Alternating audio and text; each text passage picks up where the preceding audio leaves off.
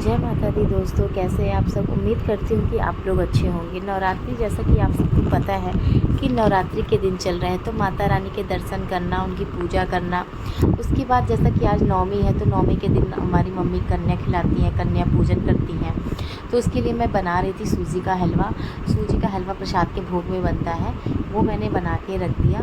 क्योंकि कहते हैं कि मतलब चने का प्रसाद, एक तरफ सूजी का हलवा बनाया, दूसरी तरफ मैंने जल्दी से आलू बॉयल होने के लिए रख दिया था। आलू बॉयल हो गया तो मैंने जल्दी से आलू और टमाटर की सब्ज़ी एक तरफ बनने के लिए रख दी। क्योंकि सुबह के टाइम इतनी जल्दी होती है कि मैं आपको क्या बताऊँ। तो कन्या पूजन के लिए कन्या जल्दी मिलती नहीं है, तो इसलिए मैंने एक तरफ जल्दी से आलू की सब्ज़ी भी बना के तैयार कर दी। फिर मैंने जल्दी से गर्मा गर्म पूड़ियाँ एक तरफ तल ली। पूड़ियाँ बनने के बाद फिर उसके बाद हम सब ने सब कुछ बना के अच्छे से रख दिया। फिर रखने के बाद हमने सोचा कि एक बार जाके सारी कन्याओं को देखते हैं कि कहाँ पे हैं, इन सबको बुला के ले आती हूँ। नहीं तो फिर क्या होता है कि सारी इधर उधर कहीं चली जाती हैं, तो फिर लेके आने में मुश्किल होती है, कौन कहाँ है कौन कहाँ है।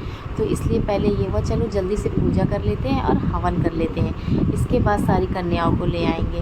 तब तक बेटा मेरा उठ गया था, क्योंकि वो सुबह अगर माँ उठ जाती है तो बच्चा उठता ही उठता है। फिर बेटा उठ गया था, उसको थोड़ा प्यार दुलार दिया। हस्बैंड को भी उठा दिया था, क्योंकि सुबह हवन करना था साथ में। फिर पति देव भी उठ गए थे और फिर साथ में हम सब ने मिल के हवन किया। मम्मी, मेरी पूरी परिवार और मेरी देवरानी, हम सब मिल के हम सब ने साथ में मिलकर हवन किया। फिर हवन करने के बाद अच्छा लगता है, पूरा परिवार अगर एक साथ रहता है तो। पूरा परिवार एक साथ मिलकर हम सब ने हवन किया। हवन होने के बाद फिर इसके बाद हम मेरी पूरी फैमिली एक साथ मिलके फिर हम आरती के लिए खड़े हो गए। फिर इसके बाद सबसे पहले मम्मी और पापा ने आरती करी। मम्मी और पापा के आरती करने के बाद फिर मैंने और इन्होंने आरती करी, मेरे पूरे परिवार ने। क्योंकि जब परिवार एक साथ रहता है तो बहुत ही अच्छा लगता है। ये मैं और मेरे पति आरती करने जा रहे हैं। इसके बाद मैंने और मेरे पति ने आरती की। आपको मैंने बताया था कि मेरा बेटा उठ गया था, क्योंकि जब मैं उठ जाती हूँ वो मुझे नहीं देखता है, तो वो जल्दी उठ जाता है। लेकिन कोई बात नहीं, क्योंकि उसे फिर नींद नहीं आती है। लेकिन मैंने इतनी सुबह थी तो उसे नहलाया नहीं था, तो इसलिए मैं उसे आरती में शामिल नहीं कर सकी। लेकिन बच्चे सुनते कहाँ हैं, उन्हें तो अपनी माँ ही चाहिए होती है। और माता रानी जैसा कि सब जानती हैं, तो फिर क्या कहना, बच्चा भी साथ में आ गया, बाबू भी आके साथ में खड़ा हो गया।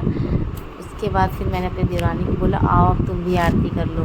फिर उसने भी आरती की और बाबू साथ में ही खड़ा रहा। हम सब हंसने लग गए कि चलो कोई बात नहीं। फिर हवन वगैरह करने के बाद मैंने जाके सारी कन्याओं को लेके आई, और सारी कन्याओं को आने के बाद हम मम्मी और मैंने, मेरी देवरानी, हम तीनों सब ने मिलके कन्याओं की पूजन में लग गए, उनकी सेवा में।